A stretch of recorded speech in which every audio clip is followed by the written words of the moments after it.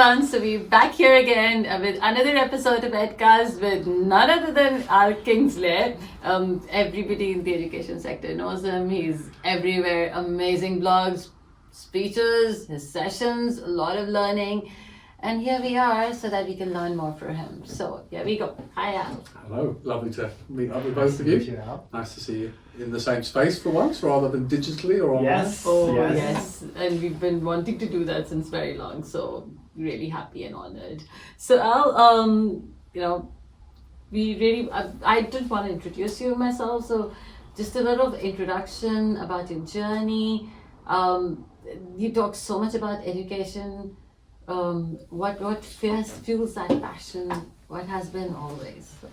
Yeah, well, the journey's been quite a convoluted one, I guess. My career started out quite a while ago now. Originally, I went into banking, finance. Not very education topics, are they? But the truth is, I went to those sectors because my parents said they were a good place to go for your career. And what I learned working in a bank was that they have a process for everything. And if you come up with a better idea of a way to improve the system, no one's interested. And for me, where I've always tried to think about solutions to problems, do things differently, banking, finance, I found quite restrictive. What would a young whippersnapper like me know about how we could improve the process in a high street bank? So I decided the best way was to do things myself. And with my experience in finance, I started working in supporting companies. And then from that journey, met somebody who was very focused on the technology space. We started working together. That technology evolved into very early iterations of remote control software. Again, not very exciting. The idea that I could connect to a PC 100 miles away without needing to get in my car and go visit it to help fix a problem. And then suddenly, in the early 90s, it dawned on us that if you could connect to one PC 100 miles away to provide hands-on support, you could connect to 30 PCs 2 meters away to support children in their use of technology in the classroom.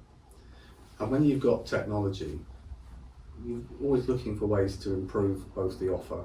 I'm very passionate about co-production, so you work with educators and you understand very quickly where there are challenges, where there are disconnects. And so the idea of being able to see children's screens in the classroom became the how can a child request help without putting a hand up from a confidence perspective. Or how could I save some time by automatically launching websites and applications and other things? And that iteration came through. And at that time, back in the 90s, I had 2 young children as part of the family. And I moved across to America with the children to develop what we were doing in America. And I spent 3 years from Atlanta, Hartsfield Airport on a Monday morning, jumping on an airplane, going somewhere in America, working with American school districts, looking at the way they use technology, how that could be impactful on teaching and learning, and as much as I was sharing, I was learning at the same time. So I was working with Canada, the US, and Latin America. And then the children reached an age where I need to make a decision what side of the pond I was going to be based in. So I came back to the UK so my children could continue their education in the English system.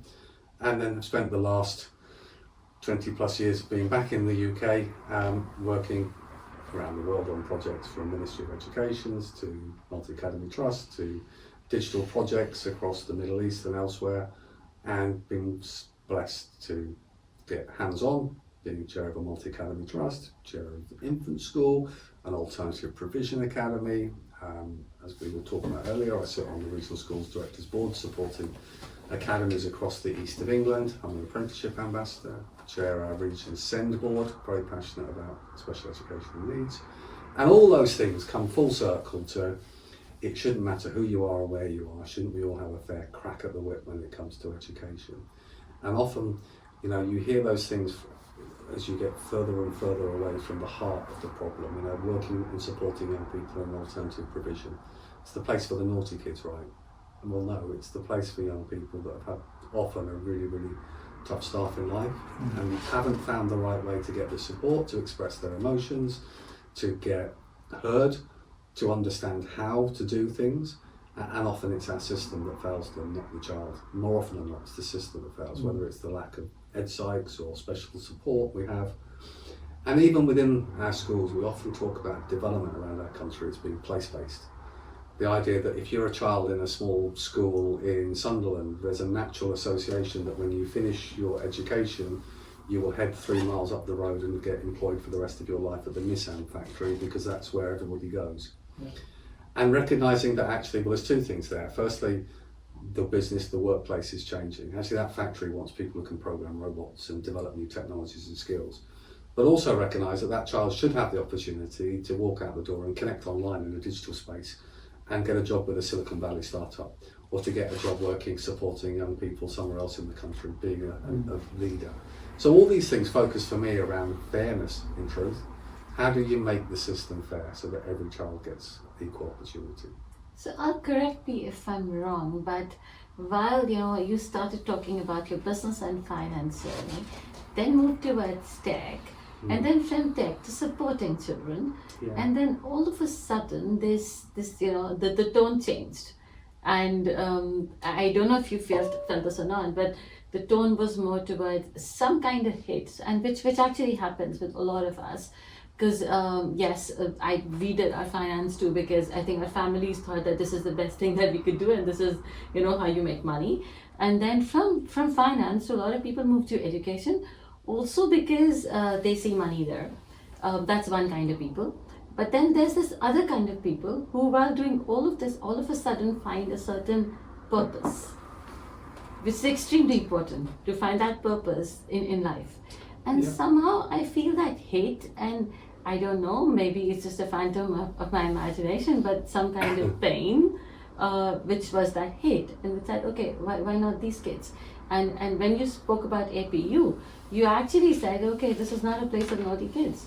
This is the place for kids who probably had a rough start. And not a lot of people recognize that. So if we were to dig into that part of you, where does that come from, or it just happened? I suppose there's an element that happened. I think for one thing, when you become a parent, I think you naturally are aligned to think about the opportunities for your child, and that you want to somehow magically fix the world. So one of my strategies was to move to a new area where it was brand new housing and a brand new school. The best way is to get involved and support in any way that you can. I'm very much about learning and fixing things where I can. And I think one of the things you recognise, and it creates a frustration because it's that area of passion that triggers with me, is there are lots of things I can do. 20 years in education, 30 years developing technology to support the education systems and processes. So understanding the problems, creating where possible solutions, co-producing with educators. But then we get onto the bit about fairness, and I don't have the switch that fixes it. Okay. And so from a personal perspective, not being able to fix it frustrates me. The more I'm involved and I understand it, the more I see the unfairness. So the more it motivates me to want to be more involved and try and be a voice. And so I think, unbeknownst to me, you discover your passion, which is, hang on a second, this is a world that should be, our core value should be about equity. And if we don't hold on to that as being the priority, what's all the rest for? Why do we care about all these things that allow the right child in the right place to have an amazing journey, if that's only a certain number of children that can do it? Now, I want every child to have that amazing journey. But I think as you get older and you get more experienced and you understand all the context, you start to develop a sense of, okay, this isn't unfixable. It's a massive task because there's so many different stakeholders at place. But you do fall back on well, I've reached a point now where I know quite a few people, and I think people trust my judgment on some things in the way that I trust our peers. There's an obligation then to actually not just be frustrated about it and sit on the settee at night, but actually to try and do something about it. And the quicker we learn in particularly education, but actually in many sectors, nobody can do everything on their own. Actually, the power is the network, not the node. The flexibility is bringing as many voices together, getting consensus, evidencing why your consensus is right, being willing to say, I think I've learned something and I was wrong before. That's a skill that's tough to acquire. Those are the things that then equip to say, well, actually, if there's enough people who can actually evidence it, maybe we can do change. In the short term, my compromise is I can work and support a school with children where they haven't had the best opportunities, and I can give up my time to try and help the team there give those children the opportunities. So It's a small number, but you have to work somewhere and you have to understand intimately the problems before you can have the position to stand on a stage or with a microphone and say, I think I have a solution. Because who am I to say unless I've got the reference points of all those things I've learned? I'd rather have a dream. So in a nutshell, basically it's the purpose. Yeah, I think so. Yeah, strive towards purpose. Yeah, that's beautiful. And speaking of purpose, in the education industry in this country, if I was to ask you as a start, do you think the multi-academy trust idea that was introduced, I believe it was Tony Blair, do you think with respect to pupil outcomes, because that's the end product that everybody's trying to contribute towards, a school or any educational institution or even the Department of Education, do you think multi-academy trust model has done more benefit than the harm to the pupil outcomes in this country? Do you think it's a policy that contentious topic, isn't it? Obviously, I mean, the first thing is I've done that very early on, that slight declaration of interest. I sit on the Regional School Threats Advisory Board for the East of England. Now, equally, you can sit on that board and have two purposes. You can either say, I think this is a great system and I want to support it, or you can say, I don't think it's a great system, I want to help improve it. I don't believe there's a one-size-fits-all. I do firmly believe that the academy process, there are some amazing academies and there's some amazing infrastructure setups of school that work better than local authority models. However, the one-size-doesn't-fit-all is there are some amazing local authority schools supported by some amazing local authorities. Look at the landscape. The northeast of England, you'll have primary schools that are almost all still linked to the LA. Look at the south coast, it's almost all academised. So to generalise, I think, is unfair on the system. What I do recognise is that there are so many expectations on school leaders of individual schools, heads of schools, that when there's real challenges and pressures, the support of an effective MAT and that trust leadership team, whether it's on finance, whether it's on HR, whether it's on the fact we've got Ofsted coming in tomorrow, those challenges is a huge pressure release valve to allow heads to focus on the stuff that really matters. Teaching and learning, children's experiences, supporting staff within their schools. And often that next layer doesn't exist or isn't as accessible within a local authority structure. I also believe that bringing schools together in clusters provides not only an opportunity for cross-pollinisation of skills, where often LA schools are a little bit siloed until there's a training event, but also, you know, and maybe we'll come on to it, you know, staff, retention, recruitment, and so on. One of the things we can talk about, some of the more pressing topics, but one of the things that's really important from developing your collaborative team is about offering career progression. And actually a trust provides more opportunities to retain good people, but provide opportunities for them to develop their skills. Or, again, talked about earlier, the Sir David Carter model. You know, every school within a MAT needs to be a net capacity giver, which in essence means it's not about we're going to do you a favour, you come join us. It's about actually both parties benefit. And I think in a way you can take the same with staff, that there's that sense of feeling a purpose that you're offering something as well as getting support back in equal measure. So as a general rule, I do support the academy process. Okay. That is not me saying that in judgment overall, I think that makes the local authority schools or other status schools in somehow bad. Yeah. I think the model is more sustainable and will grow more effectively in the way that it is. But I don't think it's perfect. I think there's still nuance. We've seen from the white paper, moving to what didn't pass through with the schools bill, an expectation about strong and sustainable MATs. So we sit on the 10 schools, 7,500 students-ish, rather kind of simple measure. And originally that was, let's do that by 2030. Now that timeline's gone. Yeah. From a financial perspective, from an opportunity for development, there's lots of reasons why larger MATs make more sense. But also we benefit from diversity in the ecosystem of the different types of trusts we have, the different approaches to delivering education, the resilience within the system that I think is really important to protect. And we also have to recognise that some MATs scale and allow all of their schools to maintain their individual character and community ethos, and some become a little bit more standardised in their approach. Again, I'm not necessarily passing judgment, but I do think that size isn't always better. It's not the biggest MATs that are the best. Now there are some amazing large MATs, but boy, there's some amazing small MATs. And so I think if we perhaps had a better funding model across our schools that meant that the only way to survive would be to grow bigger and bigger, we might find that we'd have a richer diversity of more small and mid-sized mats. And I think, again, different regions. We think about within an inner city, we've got lots of city schools. It doesn't take many in a cluster to make quite a big cluster. If we think about one of the areas in my region, Norfolk, lots of rural village schools, there's lots of distance, and we'd often say those small hubs of the community often, they're not viable on their own, the pupil numbers. So we're not just performing one service, we need a different kind of mat where it needs a different kind of funding to allow it to maintain that footprint in all these small rural communities. So, you know, what I think is we need the current process, but with a bit better funding and a more nuance, and not a sword of Damocles that says that the only measure of you being good or bad is this. Now, actually, we are moving that way. We've got some new trust descriptors. We've got a different way, a bit more transparency in terms of what do we hold up as the values. So yeah, I mean, the reason I got involved and agreed to join the board for our region is because I think, again, the best way you can share is to learn from your peers, understand the context, and then provide feedback.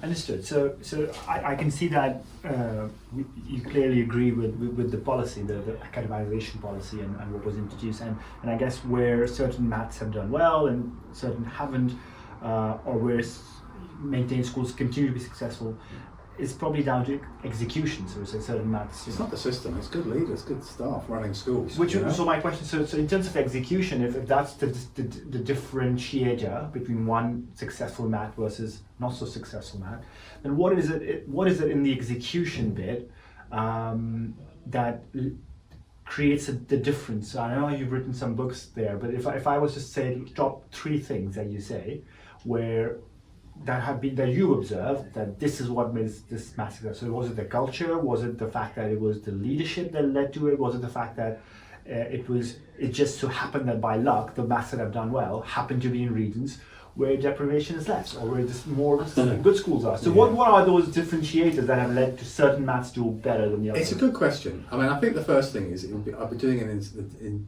this service to many mats or local authority schools to say that it was too specific, because there is absolutely different context. Although I'd argue supporting and raising attainment in a disadvantaged area creates lots of pressures, but also taking a school that's in a well-established affluent area and not coasting, but actually maximising the opportunities for young people can be equally challenging in a different way.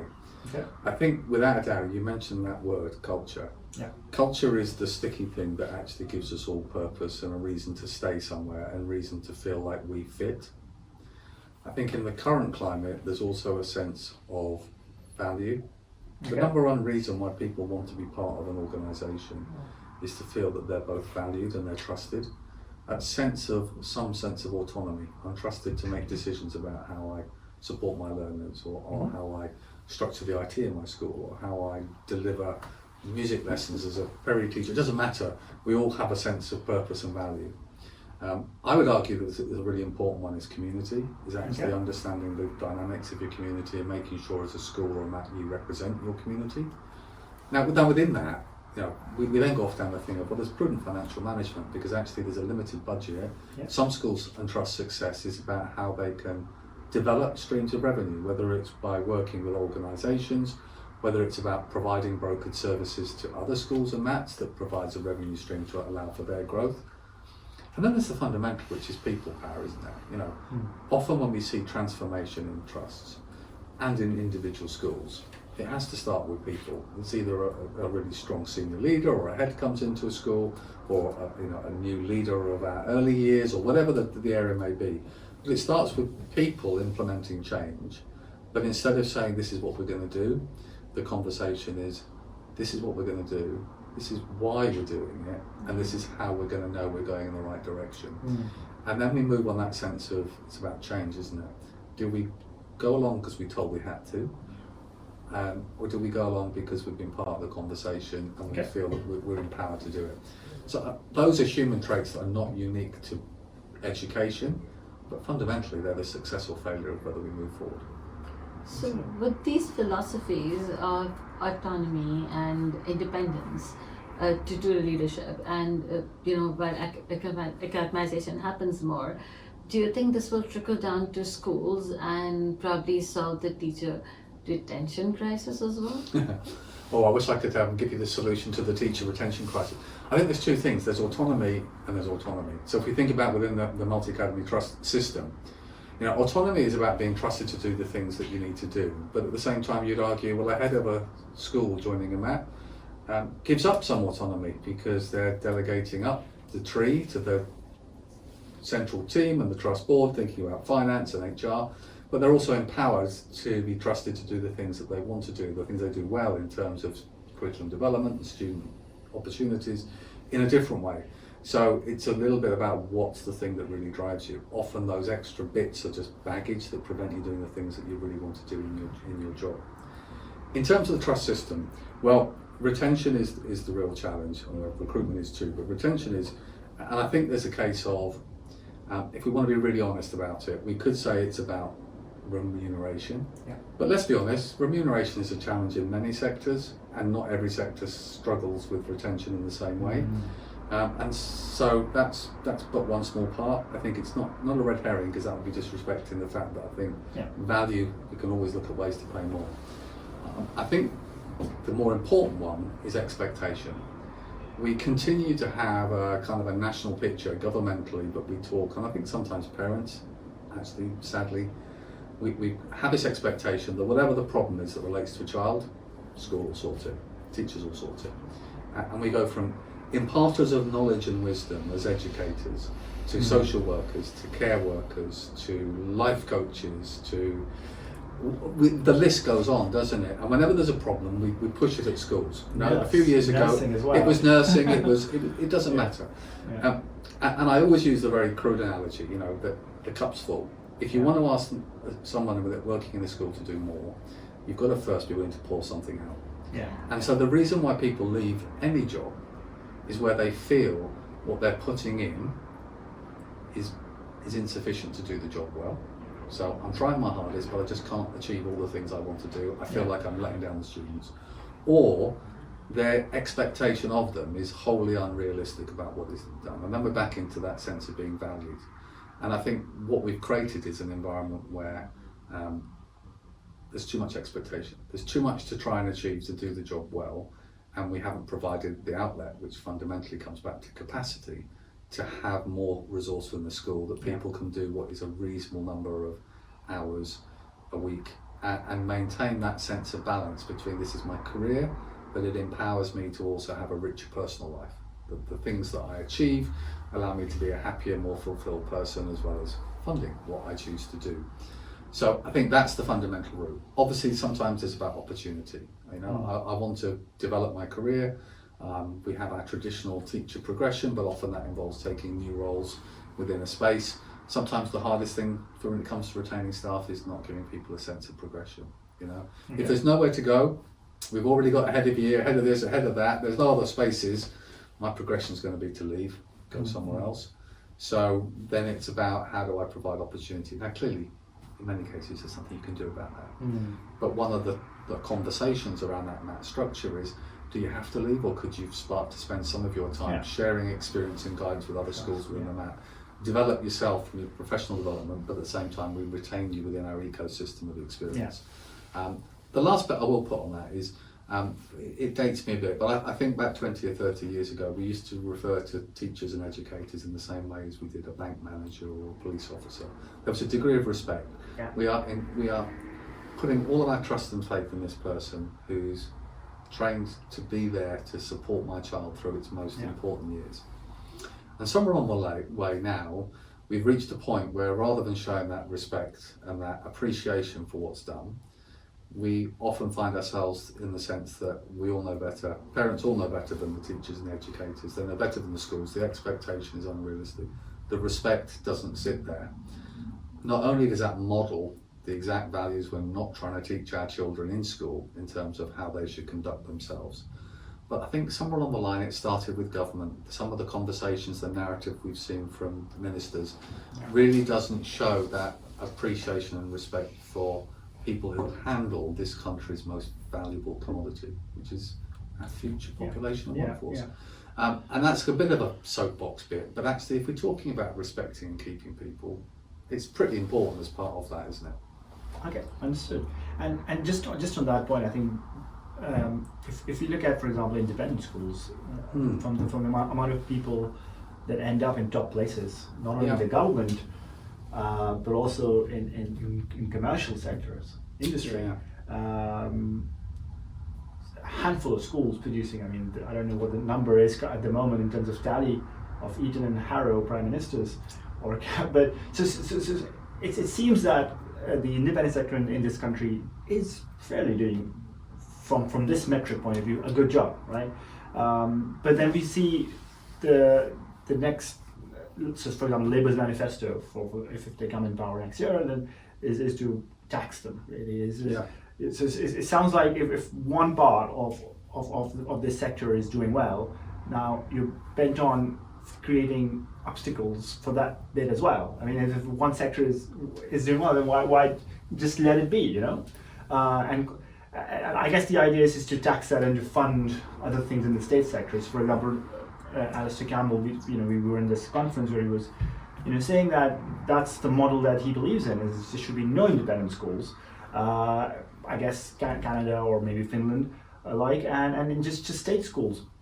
So that divide, and that's the angle he was coming from. But as an outsider, I would say, and I went to a private school, and the amount of the good that they do to your development, from the teaching, from the community, from the network that you build, does help, and they do a good job. And I know it's expensive without it, but at least whoever is willing to pay for it should have the luxury. Why would you deny them?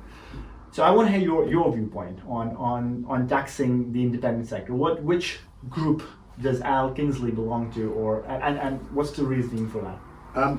Well, I don't stand in the group that says the solution is to close the independent schools down. But I don't sit in that camp. The concept of levelling up, about raising standards, doesn't start by lowering standards for some. Okay. That's not a solution to a problem. The existence of independent schools would have no bearing on the state school system if the state schools system had adequate funding to mean that we could deliver all the things we want to do for a child's experience. In an ideal world, if we were starting again, we'd say, well, if we had an education system where every school was suitably funded to provide a child with every possible opportunity, quality teaching and learning and experience, independent schools would disappear by the lack of necessity. In truth, the necessity, or that's perhaps the wrong word, when it comes to the independent schools, is often more about connections and networking and opportunities, as well as personal development. There's a different strand from going to a boarding school and how that supports independence and confidence and critical awareness thinking. as well. Awareness. Yeah, absolutely. But on one hand, I look at that and I think that that's what we want to try and emulate in a different way. I mean, there's always a balance between these things, isn't there? There's a balance between with that kind of natural parental thing of, do I want to send my child to boarding school and they might develop these opportunities, versus I want to see my child every evening and every weekend. What's my priority? And I think what we have to look at and we have to say is, where do we learn? Around the world, I see in many countries the international schools, the independent sector, by the nature of funding, again we're back to that imbalance, but by the nature of funding are able to innovate and develop and be at the front of the curve on trying new things. But if that filters through to how we learn and how we can put that into our state school systems, if we can bring educators that have been in the international schools, independent schools, to support, if we can foster greater collaboration between private schools and local authority schools, academies and so on, there's opportunity for fostering a learning.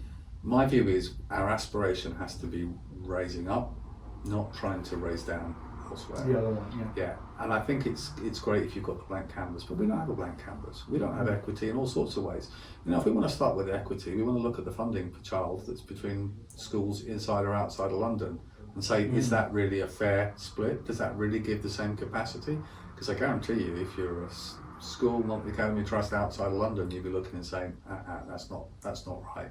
You've only got to look at the results across the system and look at the disparity between the north of England and the south of England and say, that's nothing to do with private schools, that's nothing to do with any separate sector. That's to do with an inequality in the system and how we are providing the capacity and resources for our learners. We don't take a view and say that we don't think a faith school should exist because they follow a slightly different approach. Now, it's not quite the same because there is a level playing field in terms of funding and opportunity. As I say, it's very easy to always look out and say there's the problem, there's the problem, there's the problem. Mm-hmm. Actually, it starts by the reflecting, what could we do better? I don't do politics. I don't believe that taxation in a private school would generate money that would genuinely go into the education system. I would love to see a taxation system that had transparency, that said, if you pay this much extra, we guarantee it will go into this pot for these schools. Yeah. But you know what? Every time a pot's allocated, it seems to be a rehash of a different pot from last year. So I'm afraid if anyone's thinking that suddenly that will unlock lots of capital or revenue for our state schools, we're probably going to be up for a surprise. So if we bring in back the Al Kingsley positivity that we see on LinkedIn all the time, how do you see education going? Because I guess it just got too intense while we were talking about the independent sector and that. But yeah, of course, there are funding issues, there are teacher retention issues. There is still a debate between, should it still be maintained schools or should it be academized? How do you see the education sector going, or where is it going, and what do you see upcoming challenges? He was the schools minister, I guess, probably that's. Is that a fair way to say Al Kingsley was schools minister? What perish the thought, hey?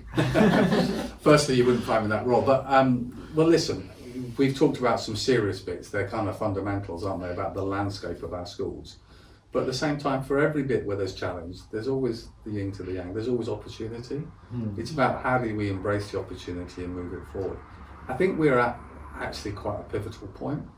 We've been through a few years where something out of our control, a pandemic, forced us to challenge the way that we deliver teaching and learning, forced us to think again about how we use tools and technology, and absolutely reinforce the value of the human being, the person to person.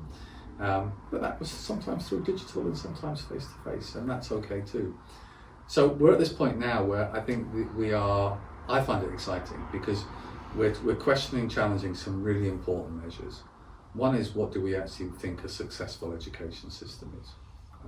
The closer to home things is, what really is a good school? Is it the assessment we get in 1 or 2 days, or is there more to a measure? Something I talk about is the work that I've done with working as one of the there's different streams within the Foundation for Educational Development, and I co-chaired one of the streams there that was working with the OECD. And the OECD have the PISA rankings, high-performing school systems, take that measure of 15-year-olds, and look, we've got Finland and Estonia and Singapore, and they're the high-performing ones. And actually there's a bit of challenge, and rightly so, the OECD are looking at a new measure, and the project work is around the lovely title of an education system that promotes human flourishing. And it's really looking and saying, and it really resonates with me, is the education system about getting a child to acquire as many of those pieces of paper and walk out the school building going, thank goodness, never again. I've sat in a production line of content knowledge and I'm now leaving, and hopefully I will have the skills for life. Or do we want somebody that leaves school at the end with pieces of paper, skills acquired, not just knowledge, but skills and ideas that is instilled with a love of learning, a passion and an inquisitiveness for going on and always wanting to progress what they do. And I think it changes the balance to looking at our education system to be not just the content acquisition. We obviously teach our children lots of skills, but the world's changing in terms of what we mean by digital skills, critical thinking, the challenge of the validity of information, the digital citizenship. There are so many other strands. Resilience, sense of self, with the challenge that many of our learners have had. So changing the way that we might measure that as a school system, considering how we might measure the endpoint in terms of academic prowess and achievement. Do we focus on how much you can write down in 2 hours? Go. Do we think that there's already tools, not just Siri and Alexa, but broader tools where we could capture what a child types, because for many children that's their preferred form of communication in a digital way. Do we think about our SEN learners and what they might speak and how that might be formed together? Do we actually consider that the way we'd started to move with some subjects, that actually the context of continued assessment, the idea that actually it disadvantages many learners to have that snapshot, and we should trust teacher assessed or centre assessed grades more effectively in terms of following a journey. And often the argument is, yeah, but we need to have that assessment, we need to have that external consideration. And then you think, you know what, as they were for me, my O levels and A levels, whilst lovely certificates, didn't really factor in my career. And for most people, the things that really factor is the last thing you did. So if you go off to university, you do a degree, and that's probably the thing that opens the door for you in your chosen career. And yet when you do your degree, you spend 3 years, and during those 3 years, you do essays at different times, and you do an exam at the end of the year, and each year counts for a certain percentage of points towards your final grade. And we think the most important qualification you achieve that allows you to go off in your professional journey, we're okay with continual assessment, we're okay with a combination of essays and a test at the end. But for an A level, no. We need to stick with just the exam at the end. And so if you actually challenge it from where we're at the most important qualifications backwards, I'm afraid the argument falls foul. And what it identifies is we just like a system that at the moment communicates the fact of we don't trust you, back to that sense of worth. Centre assessed grades were up compared to previous years, we don't trust schools. Teacher assessed grades were up, well they would be, we don't trust you. Does anybody stop and think maybe those grades were higher because they were actually allowed a child to give a fairer demonstration of what they knew? That mitigated the challenge of a child sitting in an exam hall for 2 hours, the pressure associated with it, that actually asking a teacher to assess what a child had done during that last year or 2 years was a fairer way. So have we moved back to the traditional system and now got back to our standardised level of grades? Are we better, or have we now just moved back to an abnormally suppressed system that disadvantages a part of our children? And whenever children are disadvantaged, you can always guarantee it will be one cohort or a specific cohort or a demography that will be hit harder. Somehow we're back to our conversation about fairness again, aren't we? Mm.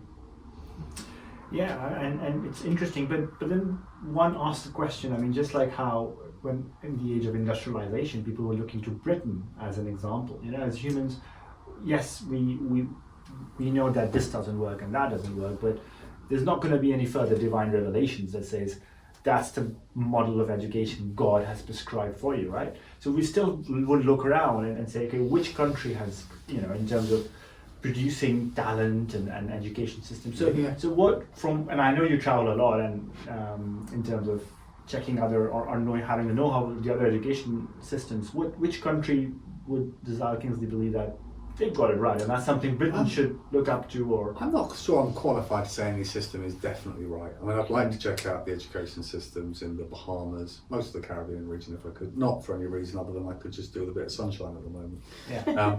But on the bigger picture, bias there in terms of. but if you look around, and we look at some of the Northern European education systems, you either have systems where magically, if you think in Scandinavia, children start school a bit later, but still manage to deliver the same academic. And I do think there's a sense of a child's chance to be a child moving into the education system. You see models of some schools where there's much more fluidity in terms of, I guess it falls around that kind of almost the UDL, where there's different ways designed for learning where different children can adapt and approach different styles that will allow them to learn effectively. Having that flexibility of the system. You look at the Baltic countries like Estonia and you see that digital skills become something that are required at a much earlier age. And this is the foundation. Our world is digital, like it or not. Everything we consume and interact with is digital. Yeah. You know, I remember in the early age of being married that I relied fully on my wife to program our VCR cassette recording machine, because even with my tech background I could never get that thing to record. And yet we move forward and we say, you know what, some of our systems in our schools don't rely on our children doing anything digitally until they leave school, and then walk in a workplace where everything is a panel, a touchscreen, a keyboard and an interaction with this ecosystem. So I think what I'd say is the best systems are the ones that can demonstrate they can adapt. The ones where they recognise as an opportunity to either put their population and their children ahead of the curve, and also those that are outward looking. You see, the problem we have is we can say the system here in England works pretty well. It's worked for hundreds of years, so it must be good. The problem is we don't get the luxury in splendid isolation of deciding if this is good. If children in other countries around the world are in countries that choose to adapt, that choose to embed digital skills, that choose to embed skills, those core human traits, more than they do focusing on the traditional curriculum subjects, then when they leave in this new digital world where any child can join a job in Silicon Valley from anywhere, we disadvantage our children. We fall further behind as a country because we don't have the skills that equip our young people to be as competitive. Now, one of the challenges is it's a little bit like a fairground attraction where you're trying to shoot the ducks as they're coming along. We're trying to identify the skills, the real things that are going to empower our learners for a workplace in 10, 15 years time, depending on those learners, and we don't know. It's moving so fast.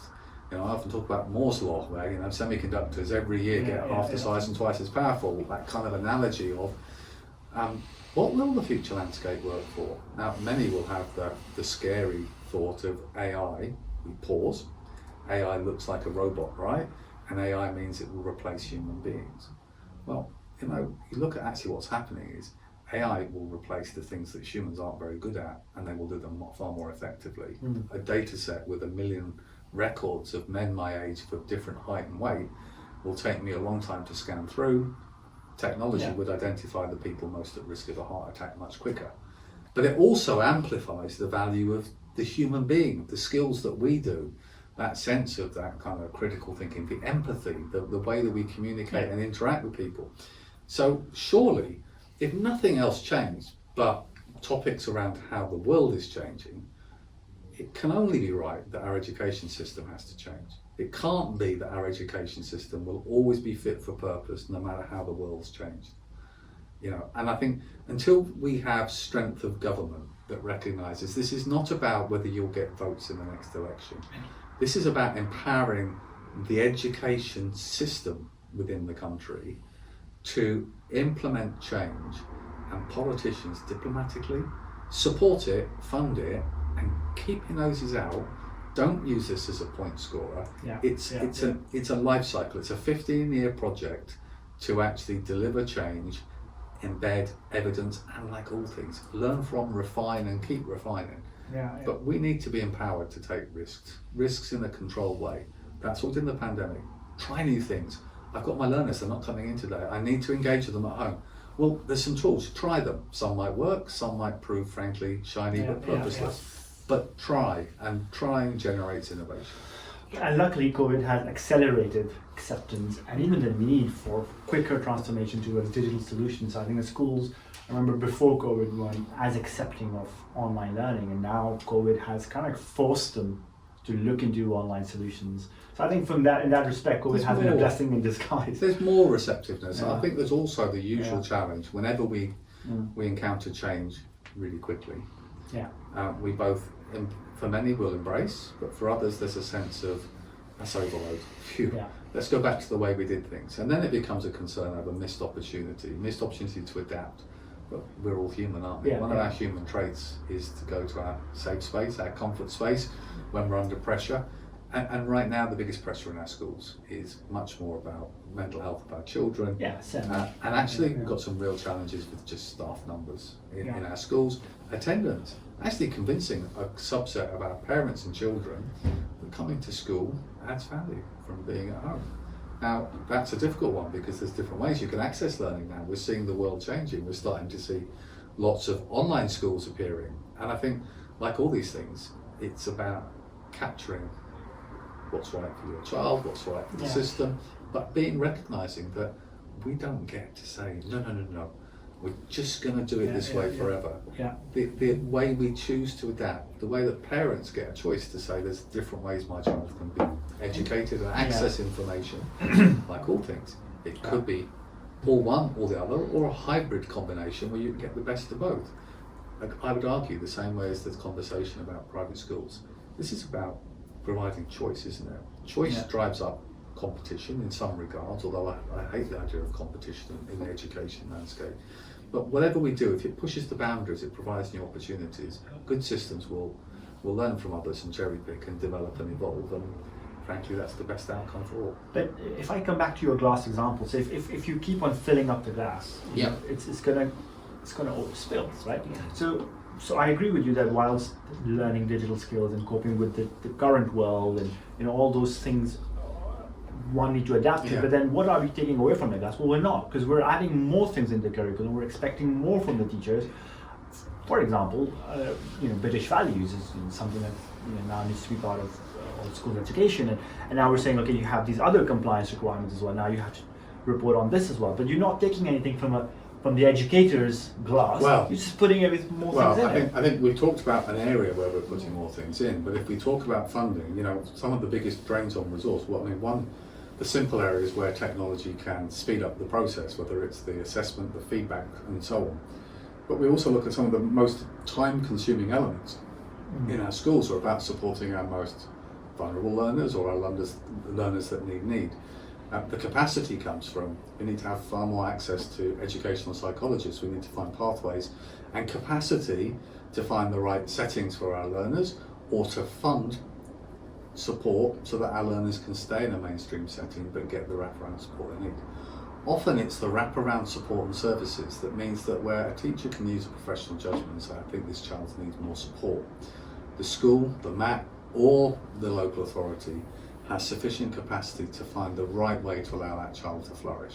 What we find at the moment is we find some learners with really complex, often complex special needs being in a mainstream setting that creates not only huge pressures on the teaching assistant support within the school, but also can create disruption. And most importantly, doesn't benefit the individual child themselves in terms of their sense of worth and progress and achievement. And equally, we have other poorly funded systems like alternative provision, where when a child gets moved to an alternative provision setting, instead of being there for 3 to 6 months at tops, getting access to the right kind of support and intervention so that they can come back into the mainstream setting with a support plan, it's almost like they're there for the end of their academic journey because there isn't the right support and nurture to really give them the skills to equip them back. Anybody listening from an education perspective will probably think of 20 other scenarios where the time that often gets pulled away is doing the right thing to support young people, but having to support in the wrong way because there isn't the right setting, the right support, the right opportunity. And that frustrates everybody because you can see this child could do better if we only had. Correct. And in that case, and since we're talking again about the cup being spilled over and not taking anything out of it, so you know, given the fact that your experience and you're working with so many maths and so many head teachers and teachers and the interaction with them, yes, the wraparound services is there, a teacher is a mentor, a counselor, everything plus an academician, but then there is another requirement of documentation and processes. So and you don't have to answer this if you don't want, but do you think, is there anything in the process which is probably not really serving a lot and that can be, you know, taken off their plates? Or because of course we can't do anything about funding, we can't do anything about the work pressure, but do you think there's anything in the whole process, in the whole job description, which is just, you know, not serving them anymore, not serving the school anymore, and we can just take that off it? You know, I think there's an element of within a school, there's a fairly clear set of expectations in terms of the role of teachers, the roles of support staff. I think what happens is it's all these other things that stick around it. I don't know that it's necessary to change the job description. The thing that empowers educators and schools to support a child is knowing that when a child has needs that are outside of the norm, for want of a better term, and nowadays what's norm, that they can access the right support and resources to give that child the support to get them moving along and give them the maximum opportunity. I don't think it's about taking away from teachers, because one of the things about UC, which is the strength of those relationships, is about individuals taking a very holistic view and understanding around the context of the child, family connections, that setting as well. Okay. It's about the funding for all those other resources. It's about the funding to say for this child that actually certain times they might be better if they had one-to-one support, or if they had access to this, or it might be that they need support externally in different ways. but knowing that there's a way to provide an alternative. The frustration comes from not having a solution when you need it. Again, I think one of the things we look at is there's a context and a community and a location here. Depending on the school and the setting and the cohort, there'll be very different weightings in terms of need and dependency. I think that's kind of something we don't want to be too prescriptive about. Cool. I guess one last final words would be is do we say evolution or revolution? What do we need? Do you think evolution can do it, or we need a revolution? I like to be bold. I like to say my mind, but I don't think it helps to use the letter R at the beginning. Okay. And the reason I say that is because we're looking at evolving. We're looking at adapting to a changing society, changing workplace. The word revolution implies a fundamental change, and we always need to remember that actually most of what's going on in our schools is amazing. Most of the stuff that our teachers are doing is amazing. Most of our young people leave school with fond memories and are the people that are continuing either back in the classroom or are fueling our economy in this country. So the frustration comes from that we could do more, not a fundamental critique of what we're doing. And I think as soon as we start talking about, it all needs to change, we fall into the trap of being also disrespecting and devaluing something that's so important. Perfect. Well, that was Al Kingsley, and a lot of deep insights that we've had. So Al, if not many of you know, has written about these topics as well, and we'll put the links to Al's works, his blog, and his published pieces as well.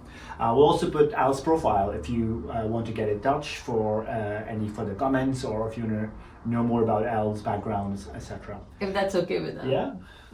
So that was another episode of EdCast. See you in the next one. Bye-bye. Bye.